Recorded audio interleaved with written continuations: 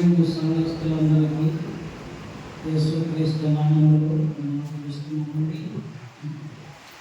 ఇది మన పాట 2వ కొరింథీయులకు రాసిన పత్రిక 11వ అధ్యాయం.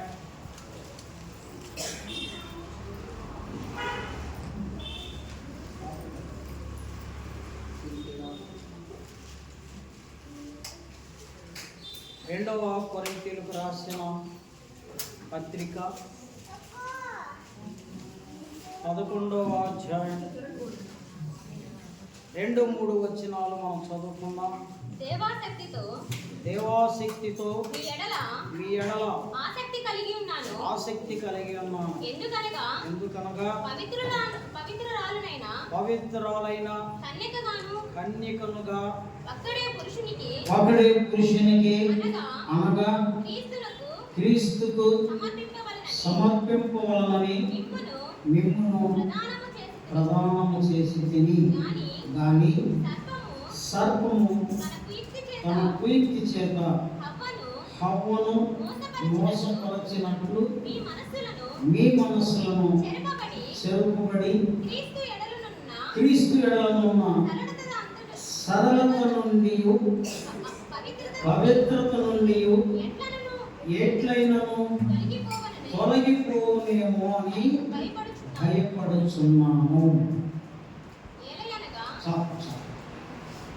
సంఘము దేవుని అనాది సంకల్పం. సంఘములో నానా ప్రజలు ఉంటారు.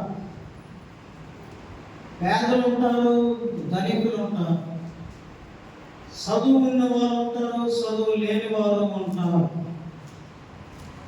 అన్ని రకాలైన ప్రజలు ఉంటారు. అన్ని రకాలైన ప్రజలు యేసుక్రీస్తునందు విశ్వాసం ఉంచి యేసుక్రీస్తు వారి రక్తములో కడగబడి యేసుక్రీస్తును ఆరాధిస్తూ ఉంటారు. ఇది సంఘం. ఈ సంఘము దేవుని అనాది సంకల్పం. కాబట్టి ఈ సంఘం యొక్క విలువ మనము అర్థం చేసుకోవాలి. సంఘంలో దేవుడే మనల్ని సమకూర్చాడు. కాబట్టి సంఘములో మనం ఎలా జీవించాలి, సంఘములో మనము ఎలా ఆరాధించాలి, సంఘములో మనము దేవుణ్ణి ఎలా మహిమపరచాలి అనేది మనం నేర్చుకోవాలి. సంఘముగా ఏదేను వనములో దేవుడు ఏమైతే మానవునికి ఇచ్చాడో ఆ మానవునికి ఇచ్చింది మానవుడు ఏమైతే కోల్పోయాడో అది తిరిగి సంపాదించుకోవడానికి దేవుడు భూమి మీద ఒక సంఘాన్ని ఉంచాడు. కాబట్టి ఈ సంఘము ఏదేను వనములో తొలి మానవుడు సంతోషించినట్లుగా సంఘములో మానవులు సంతోషించాలి.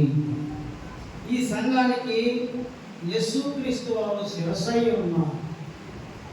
చూడండి, దేవునికి మానవునికి ఎంత సంబంధం పెట్టాడో దేవుడు. యేసుక్రీస్తు లేకపోతే సంఘానికి విలువ ఉండదు, సంఘము లేకపోతే యేసుక్రీస్తు వారికి విలువ ఉండదు.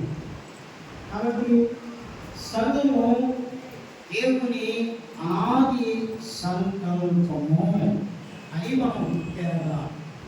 కాబట్టి సంఘము యొక్క విలువలు మనం కలిగి జీవించాలని దేవుడు కోరుకుంటున్నాడు. దేవాశక్తితో మీ ఎడల ఆసక్తి కలిగి ఉన్నాను పౌలు రాస్తూ ఉన్నాడు కొరింథీ సంఘానికి. ఎందుకనగా పవిత్రురాలైన కన్యకనుగా ఒకడే పురుషునికి అనగా క్రీస్తుకు సమర్పింపవలనని మిమ్మును ప్రదానము చేసి తిని. ఒకే పురుషునికి అనగా యేసుక్రీస్తు వారికి సంఘమును పవిత్రురాలైన కన్యకనుగా. బట్ దేవ ఉద్దేశము సంఘము పవిత్రమైనదిగా ఉండాలి, పరిశుద్ధమైనదిగా ఉండాలి. అందుకే దేవుడు మనలను లోకములో నుండి పిలిచాడు.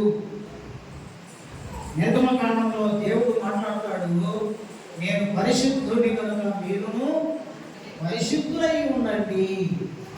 కాబట్టి దేవుడు ఎందుకు మనల్ని పిలిచాడు, ఎందుకు మనల్ని ఏర్పాటు చేసుకున్నాడు, ఎందుకు మనల్ని రక్షించాడంటే మనము పవిత్రమైన వారముగా పరిశుద్ధమైన వారముగా ఉండాలని దైవ ఉద్దేశమై ఉన్నది. అందుకే ఈ బోధ, అందుకే ఈ విధంగా 10 గంటల నుండి 1 గంట దాకా ఎంత కష్టమైన కూర్చోవడం ఏమంటే ఫార్మాలిటీ కాదు, కానీ మనము మార్చబడాలి, మనం పరిశుద్ధమైన వారంగా ఉండాలి, మనం పవిత్రమైన వారంగా ఉండాలి. అది దైవ ఉద్దేశం. 3వ వచనంలో సర్పము తన కుయుక్తి చేత హవ్వను మోసపరచినట్లు మీ మనస్సులను చెరపబడి క్రీస్తు ఎడలనున్న సరళత నుండి పవిత్రత నుండి ఎట్లయినను తొలగిపోదురేమో అని భయపడుతున్నాను.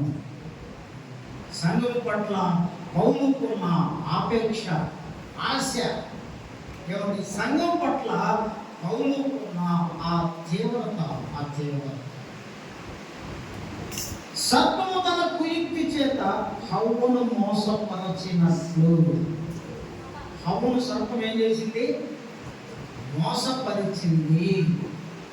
సర్పము మంచిదా చెడ్డదా? ప్రశ్న. సర్పము మంచిదా చెడ్డదా? చెప్పండి, చెప్పండి. మంచిదా చెడ్డదా? మంచిదా చెడ్డదాన్ని చేతులు ఎత్తండి. ఓకే, మీరు తెలుసండి. మంచిది అన్న చేతులు ఎత్తండి. సర్పము చాలా మంచిది. ఎట్లా అంటున్నా? దేవుడు అన్ని సృష్టించినప్పుడు ఏమన్నాడు? మంచిది కదా.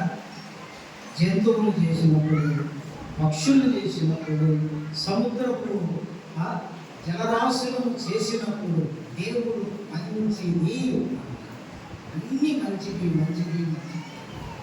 అయితే సర్పాన్ని ఎందుకు వాడుకున్నాడు సాతానుడు? సర్పాన్ని ఎందుకు వాడుకున్నాడు అంటే, ఒక కొత్త వ్యక్తి కనబడితే అవ్వ అరే వీడు రోజు కనపడేవాడు కాదే డౌట్ వచ్చింది కదా. అవ్వని మోసపరచడానికి ఒక కొత్త వ్యక్తి వస్తే అవ్వకు డౌట్ వస్తుంది. రోజు కనపడేవాడు కాదే ఈ మాటలు నేను ఎందుకు నమ్మాలి అని డౌట్ వచ్చు. అందుకని సాతానుడు సర్పాన్ని వాడుకున్నాడు. ఏమండి, సర్పము చెప్పిన మాట అవ్వ వినడానికి ప్రతిరోజు సర్పాన్ని చూడటమే. కాబట్టి క్రీస్తునందు సంఘము సరళత కోల్పోతుందేమో. ఏమండి, ఆ సరళత 3వ వచనంలో సర్పము తన కుయుక్తి చేత హవ్వను మోసపరిచినట్లు మీ మనస్సులను చెరపబడి క్రీస్తు ఎడలనున్న సరళత నుండి పవిత్రత నుండి ఎట్లయినా తొలగిపోవునేమో అని భయపడుతున్నాను. అంటే క్రీస్తు సరళత నుండి మనము తప్పిపోకూడదు. క్రీస్తు సరళత నుండి మనము వేరే విధంగా మనము తొలగిపోకూడదు. ఇది పౌలు యొక్క భారము. కాబట్టి సంఘములో ఉన్న మనమందరము దేవునికి మహిమార్థంగా బ్రతకాలని, పరిశుద్ధులముగా ఉండాలని దైవ ఉద్దేశమై ఉన్నది. గలతీ పత్రిక 4వ అధ్యాయం 19-20 వచనాలు. నా పిల్లలారా, క్రీస్తు స్వరూపము మీ యందు ఏర్పడు వరకు మీ విషయమై మరలా నాకు ప్రసవ వేదన కలుగుచున్నది. నిపును గూర్చి ఎటు తోచగా ఉన్నాను. నేనిప్పుడే మీ మధ్యకు వచ్చి మరి ఒక విధముగా మీతో మాట్లాడగోరుస్తున్నాను. పౌలు అంటున్నాడు, గలతీ సంఘాన్ని దగ్గరికి వస్తుంటున్నాడు, గలతీ సంఘానికి రాస్తున్నాడు, నా పిల్లలారా క్రీస్తు స్వరూపము మీ యందు ఏర్పడు వరకు మీ విషయమై మరలా నాకు ప్రసవ వేదన కలుగుతున్నది. సంఘం ఏం కలిగి ఉన్నారంట? దేవుని స్వరూపము, క్రీస్తు స్వరూపము.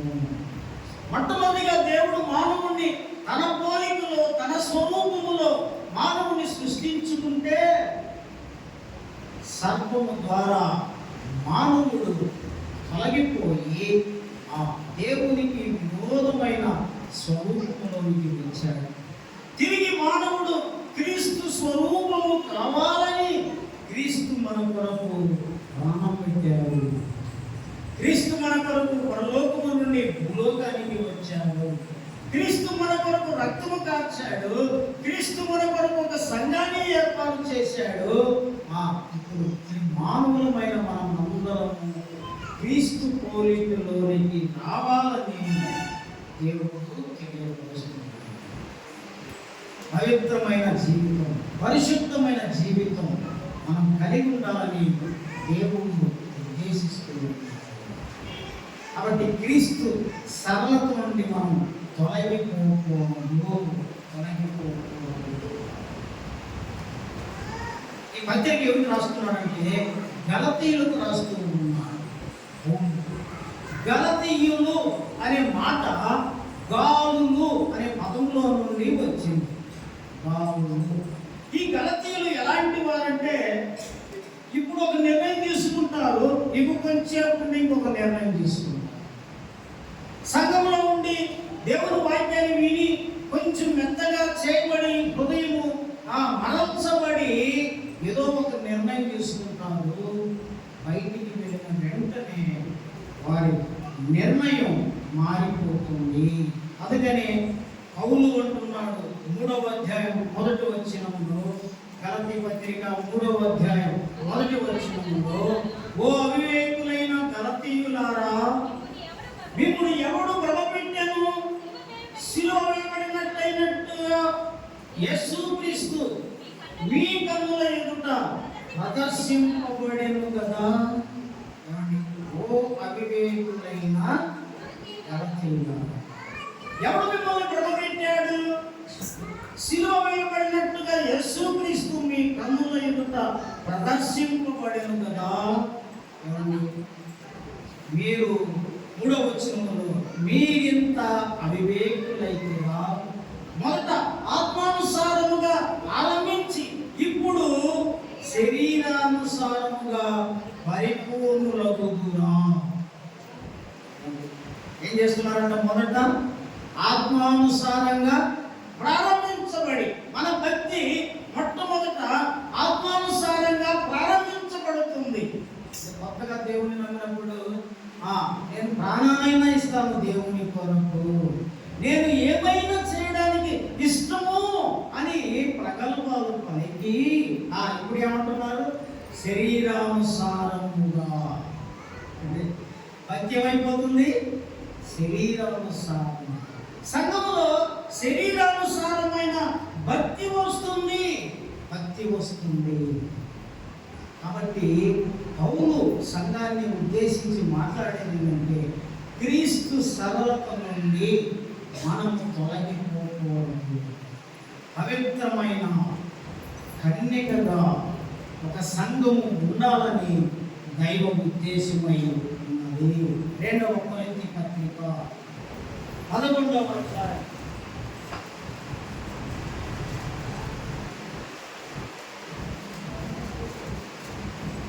2వ కొరింథీ పత్రిక 11వ అధ్యాయం 28-29 వచనాలు. ఇదియుగాక సంఘములన్నిటి గూర్చిన చింతయు కలదు, ఈ భారము దినదినము నాకు కలుగుచున్నది. ఇదియుగాక సంఘములన్నిటిని గూర్చిన చింత కలదు. సంఘానికి చింత ఉండాలి. ఈ రోజుల్లో సంఘము గిరికు తీసుకొని ఇది నా సంఘము. సంఘం ఎవరండి? సంఘము దేవుని. అంటే సంఘము అన్నిటిని కూర్చున్న చింత నాకు కాదు, ఈ భారము దినము నాకు కలుగుతున్నది. ఈ దినం రకరకాలైన సంఘాలు ఉన్నాయి. ఒక దినం వస్తుంది, ఒకే సంఘం ఉంటుంది. ఆ సంఘం పేరే సార్వత్రిక సంఘం. కాబట్టి మనం అందరము ఒకే దేవుని నమ్మాం, ఒకే దేవుని యందు విశ్వాసం ఇచ్చాం, ఒకే దేవుని రక్తంలో కడుగబడినాము. ఆ క్రీస్తు యొక్క సరళత నుండి మనము కోరుకోవాలి. మన పరిశుద్ధమైన జీవితం జీవించు వారముగా ఉండాలని దేవుడు ఉద్దేశిస్తున్నాడు. అయితే సంఘములో సర్ప సంతానము చొరబడినది. సంఘంలో చొరబడ్డారు సర్ప సంతానము. ఆదికాండం 3వ అధ్యాయం మొదటి వచనం. ఆదికాండం 3వ అధ్యాయం. దేవుడైన యెహోవా చేసిన సమస్త భూజంతువులలో సర్పము యుక్తి గలదై ఉండెను. అది ఆ స్త్రీతో ఇది నిజమా? ఎవరు చొరబడ్డారు? ఆ సర్పము చొరబడింది. సంఘములో సర్ప సంతానము చొరబడి ఎవడి ఇది నిజమా, ఇది నిజమా డౌట్ క్రియేట్ చేస్తుంది. ఎవరు చెబుతుందంట చూడండి మళ్ళీ ఒకసారి. ఆ స్త్రీతో ఇది నిజమా, ఈ తోట చెట్లలో దేని ఫలమునైనా మీరు తినకూడదని దేవుడు చెప్పానా? ప్రశ్న గుర్తు. ప్రశ్న ఇది నిజమా? సంఘములో సర్వ సంతానము డౌట్ క్రియేట్ చేస్తుంది. డౌట్. మంచి విశ్వాసులను కూడా చెరపడానికి, మంచి విశ్వాసులను కూడా అవిశ్వాసంలో నడపడానికి డౌట్ క్రియేట్ చేస్తుంది. అవునా? ఆమెలా అవునా? డౌట్. ఏమండి, దేవుడు చెప్పాడు ఇంతగా ఈ తోట చెట్ల ఫలములలో దేనినైనా తినకూడదు అని చెప్పాడా? ఏం చెప్పాడు? తోట చెట్ల మధ్యలో ఉండే మంచి చెడులు తెలిసే ఆ ఫలవృక్షము మాత్రమే తినకూడదని చెప్పాడు. కానీ ఈ సైతాన్ని ఇప్పుడు ఏమంటుంది? దేనిని తినకూడదని దేవుడు చెప్పాడు. సంఘము చెరపబడడానికి, సంఘము క్రీస్తు స్వారూప్యములో నుండి మారిపోవడానికి, క్రీస్తు సరళతలో నుండి తొలగిపోవడానికి సంఘములో సర్వ సంతానము జోబడి ఉన్నది. కాబట్టి ప్రియ స్నేహితులారా, సంఘము క్రీస్తు స్వారూప్యములోనికి మారాలి. ఏంటి క్రీస్తు స్వారూప్యం అంటే? పరిశుద్ధమైన సంఘముగా ఉండాలి. 1 యోహాను పత్రిక 5వ అధ్యాయం 19వ వచనములో ఈ విధంగా 1 యోహాను పత్రిక 5వ అధ్యాయం 19వ వచనం.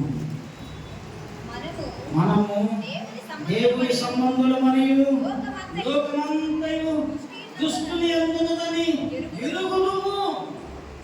వాడి సంఘము దేవుని సంబంధులు. సంఘము దేవుని సంబంధం. లోకమంతా దుష్టుని యందున్నదని ఎరుగుదుము. సంఘానికి ఉండే ఒక ప్రత్యేకత, సంఘానికి ఉండే లక్షణాలు, సంఘములో ఉండే ఆ ప్రతిష్టత లోకానికి ఉండదండి. లోకానికి మన ఆలోచన వేరే, లోకస్తుల ఆలోచన, మన విశ్వాసం వేరే, లోకస్తుల విశ్వాసము వేరే, మన ప్రవర్తన వేరే, లోకస్తుల ప్రవర్తన వేరే. సమస్తము ఆపోజిట్ లోకానికి, సంఘానికి. అప్పుడు ఇక్కడ రాస్తూ ఉన్నాడు, మనం సత్యవంతుడైన వారిని ఎరుగవలనని దేవుని కుమారుడు వచ్చి మనకు వివేకము అనుగ్రహించి ఉన్నాడని ఎరుగుదుము. ఏమనుగ్రహించున్నాడు మనకి? వివేకము అనుగ్రహించి ఉన్నాడని ఎరుగుదుము. మనము దేవుని కుమారుడైన యేసుక్రీస్తు నందు ఉన్న వారమై సత్యవంతుని యందు ఉన్నాము. ఎవరు యందు ఉన్నాము? సత్యవంతుని యందు ఉన్నాము. అప్పుడు మన దేవుడు సత్యవంతుడు, మనము కూడా సత్యమునే కొనసాగించాలని. ఆయనే నిజమైన దేవుడును నిత్య జీవమునై ఉన్నాడు. నిత్య జీవమునై ఉన్నాడు. కాబట్టి మనము దేవుని సంబంధులము. మనం దేవుని సంబంధులము. సంఘములో ఉండేవారము ఇది గుర్తెరగాలి. మనము దేవుని సంబంధులము. దేవుని సంబంధం. లోకంలో ఉండేవారందరూ దేవునికి వ్యతిరేకమైన సంబంధం. ఏమంటాడు ఇక్కడ? దుష్టుని సంబంధులు. కాబట్టి సంఘములో ఉన్న మనము దుష్ట లక్షణాలు మనలో ఉండకూడదు. దేవుని సంబంధులే, దేవునికి సంబంధించిన మాటలతోనే మనం జీవించాలని దేవుడు కోరుకుంటూ ఉంటున్నాడు. దేవుని కృప నశించిన దానిని వెలుగుచూ ఉన్నది. ఎవరి దేవుని కృప నశించిన వారిని వెలుగుచూ. లూకాసు సువార్త 19వ అధ్యాయం 10వ వచనంలో అంటారు, నశించిన దానిని వెదకి రక్షించుటకు మనిషి కుమారుడు వచ్చి. మరి సంఘంలో ఉన్నవారు నశించిపోకూడదు. దేవుని కృప నీకు అందుబాటులో ఉంది. దేవుని కృప ఎలా ఉంది? అందుబాటులో ఉంది. కృపాకాలం. ధర్మశాస్త్ర కాలం దాటిపోయినాం. ధర్మశాస్త్ర కాలం 1500 సంవత్సరాలే. కృపాకాలం అయితే 2024 సంవత్సరాలు కృపాకాలం. ఈ కృపాకాలంలో దేవుని నీవు నమ్మకపోతే, ఈ కృపాకాలంలో దేవునికి నువ్వు అందుబాటులో ఉండకపోతే, కృప దాటిపోయిన తర్వాత నీవు ప్రలాపించిన కూడా కృప దొరకదు. కృప కొరకు నీవు ప్రలాపించినా కూడా కృప దొరకదు. కృప దొరకదు. నోవాహు టైంలో ఎన్ని సంవత్సరాలు నోవాహు గోడలు కడతా వచ్చాయి, హెచ్చరిస్తా వచ్చాయి. ఒక పెద్ద అపార్ట్మెంట్ ని 3 వ్యక్తులు ఎన్ని సంవత్సరాలు కట్టి ఉండాలి? ఎన్నో సంవత్సరాలు. కృపాకాలంలో మనుష్యులు దేవుని ఎరగలేదు. కృపాకాలంలో దేవుని యందు విశ్వాసం ఉంచలేదు. కృపాకాలంలో దేవుని బోధిస్తే తృణీకరించారు. కృపాకాలం దాటిపోయింది. ఓడకు దేవుడే లాక్ చేశాడు. కృపాకాలం దాటిపోయిన తర్వాత ప్రజలందరూ అల్లాడారు, అలాపించారు.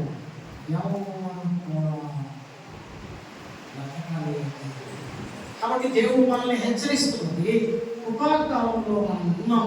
సంఘంలో ఉన్న వారమందరము దేవుని సరళతలో నుండి పోకుండా, దేవుని పరిశుద్ధతలో నుండి పోకుండా అందరము దేవుని కోరికలోనికి రావాలని దేవుడు కోరుతూ ఉన్నారు. దేవుని కృప కేక వేస్తూ ఉంది. చూడండి, ఆదికాండం 3వ అధ్యాయం 9వ వచనం. దేవుని కృప ఏమంటుందో, దేవుడైన యెహోవా ఆదామును పిలిచి నీవు ఎక్కడ ఉన్నావని అనెను. అందుకతడు నేను తోటలో నీ స్వరము విన్నప్పుడు దిగంబరిగా నుండినని కనుక భయపడి దాగుకుంటున్నాను. దేవుని కృప. ఆదామా ఎక్కడున్నా? ఆదామా, ఈ వైకల్ సమయంలో నిన్ను కూడా దేవుని స్వరము పిలుస్తూ ఉంది. నీవు ఎంత ఘోర పాపిమైనా నీవు క్రీస్తు సర్వత్వంలో నుండి రావాలి. నేను క్రైస్తవుని కదా, నేను పరిశుద్ధుడిని అని భ్రమపడవాడు. నేను క్రీస్తుని ఎరిగి ఉన్నాను కదా, సంఘంలో ఉన్నాను కదా, సంఘానికి ఏదో ఇస్తున్నాను కదా, నేను దేవుని ఆశీర్వాదాలు పొందుతానని భ్రమపడబాకు. నీవు క్రీస్తు సరళతలో రావాలని దైవం ఉద్దేశిస్తున్నాడు. దేవుని కృప ఆదామును పిలుస్తుంది. దేవుడైన యెహోవా ఆదామును పిలిచి, నీవు ఎక్కడ ఉన్నావు? నీవు ఎక్కడ? ఆదాము జవాబు, నేను తోటలోని స్వరము వినినప్పుడు దిగంబరినిగా నుండినని కనుక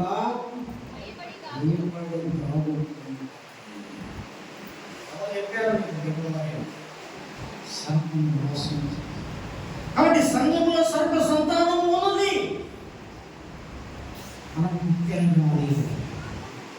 సంఘంలో సర్ప స్వరము వినబడుతుంది. మనం గుర్తెరగాలి. మనం గుర్తెరిగి క్రీస్తు సరళతలో నుంచి రావాలని దేవుడు కోరుకుంటుంది. ఏ ఒక్క పాపి అయినా నశించుట దేవునికి ఇష్టము లేదు. దేవునికి ఇష్టము లేదు. చివరిగా ఒక మాట చూస్తున్నాం, ముగించుకున్నాం. 1 తిమోతి పత్రిక 3వ అధ్యాయం.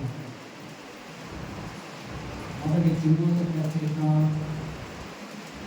3వ అధ్యాయం 14 నుండి. శీఘ్రముగా నీ యొద్దకు వద్దునని నిరీక్షించున్నాను. అయినను నేను ఆలస్యం చేసిన దేవుని మందిరములో అనగా జీవము గల దేవుని సంఘములో జనులు ఎలాగూ ప్రవర్తింపవలెనో తెలియవలెనని ఈ సంగతులు నీకు రాయుచున్నాను. ఆ సంఘము సత్యమునకు స్తంభమును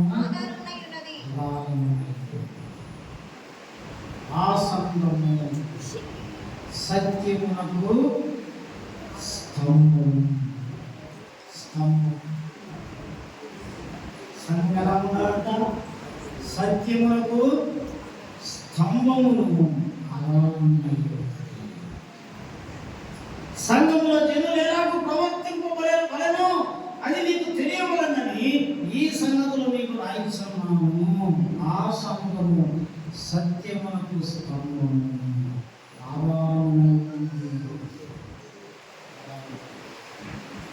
ప్రియ స్నేహితులను, మన సంఘం అలా ఉందా?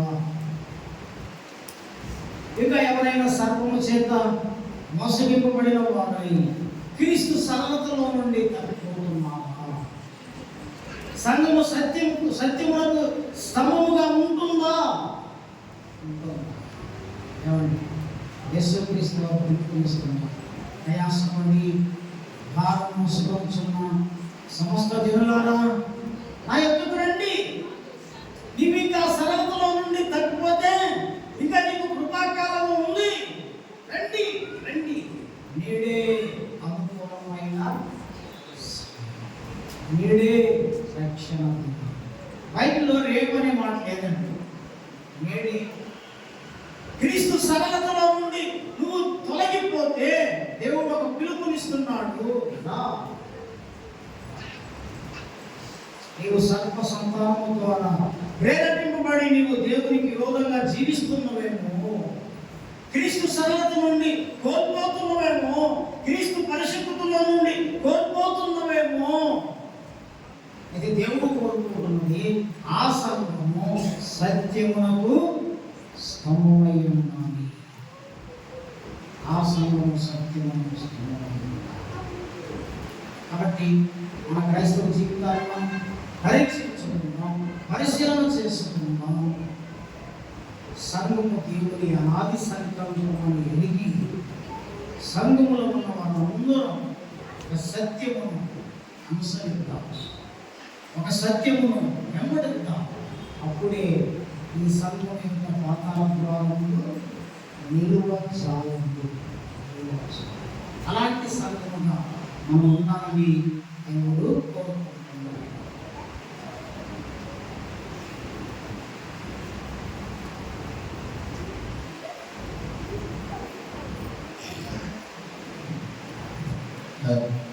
సమయంలో మరి ఇంతవరకు వాక్యాన్ని చిత్రాలను బోధించిన ప్రశాంత్ గారికి కొన్న తెలియజేసుకుంటున్న సంఘటన ప్రత్యేకించి మనం కూడా దేవుని కృపల విషయమై దేవుని విషయాలలో మనందరూ కూడా దేవుడు కలవారి ప్రభు సంఘం పట్ల లేక మన దేహము దేవుని ఆలయమైన జ్ఞానాన్ని బట్టి మనం దేవునికి ఆ యొక్క అర్పణలు చెల్లించినప్పుడు మనం ఎలా ఉండాలంట, ఎంతో ప్రభుకి యోగ్యకరంగా కయ్యను హేబేలు వారి అర్పణను మనం చూస్తే వారిలో ఇద్దరు మరి రాము మరి సంతానమే. అయితే వారి అర్పణలలో వారిద్దరూ అర్పణలు ఇచ్చారు, కానీ వారి అర్పణలలో ఒక దాంట్లో ఏముందంట, లోపం ఉంది. అయితే వారిలో ఉన్న లోపాన్ని బట్టి దేవుడు అర్పణను అంగీకరించలేదు. అలాగైతే తమ్ముడు హేబేలు అంటే దేవునికి ఇష్టమైన బలి, ఇష్టమైన అర్పణ దేవునికి ఇష్టడుగా ఉన్నాడు. అందులో బట్టి ప్రియమైన వారు దేవుని బిడ్డలమైన మనము కూడా దేవునికి అర్పించబడిన నిమిత్తము ఒకవేళ మనమే ఉండొచ్చు, లేక మన అర్పణలు ఉండొచ్చు. అవి ఎలా ఉండాలంటే దేవునికి యోగ్యకరంగా ఉండాలి, దేవునికి ఇష్టకరంగా ఉండాలి మన జీవితం. అందుకే అంటాడు, మీ దేహము దేవుని ఆలయము, ఇది మీ సొత్తు కాదు కనుక మీ దేహంతో దేవుని మహిమపరచుడి. కనుక ప్రియమైన వారు మన దేహము ఈ దేవుని కృప కనుక, ఈ జీవితం దేవుడిది కనుక దేవునికి స్తుతులు చెల్లించుట ఇది మనకి ఎంతో మేలు. కనుక దేవుడు మనలో నివసించినట్లుగా, దేవుడు మనతో ఉన్నట్లుగా, మన సంఘంలో ఉన్నట్లుగా, దేవుడు మనకు శిరస్సు అయినట్లుగా మనం దేవుడికి అనుకూలంగా సాగు. దేవుడి కొద్ది దేవుడి మాటలు దీనికి ఆశీర్వదించగా రా. మా ప్రేమ తండ్రి, ప్రేమ కలిగిన సేవకుడు సంగ్రహం తరఫున చెప్పినటువంటి అనే ప్రార్థన విషయాలు, అనే విషయాలు ఎక్కడెక్కడ చేయాలి అన్నీ నిర్ణయించాడు. నేను విన్నా సంఘంలో కార్యక్రమాలు జరుగుతుండగా ఎవరు ఇంట్లో ప్రతి వారు సంఘం ఎలా సాగిపోతుందో ఆ విధంగా సహాయం చేయమని పెట్టుకుంటున్నాను. నేను ప్రార్థించినట్టుగా అందరూ కూడా సుఖపరచుకొని మీరు ఎప్పుడు మేము నేను చూపిస్తూ ఉన్నాను. మరి ఎవరి కార్యక్రమాలు వాళ్ళలో చేస్తున్నారో ఆ కార్యక్రమాలన్నీ ఎక్కడ జరుగుతుంది అందరూ కూడా వచ్చి ఆ కార్యక్రమంలో సాల్వ్ ఆయన చేయాలి. మా ప్రభువును నక్షత్రము యేసుక్రీస్తు నామమున ఇక్కడ వినయంతో పెట్టుకుంటున్నాను తండ్రి. ఆమేన్. మన పరమతండ్రి యొక్క దేవుని ప్రేమ, ప్రభు అయిన యేసుక్రీస్తు పరిశుద్ధాత్మ యొక్క అన్యోన్య సహవాసం ఇప్పుడు ఎల్లప్పుడూ మనకు కూడా ఇవ్వడం కాదు. ఆమేన్.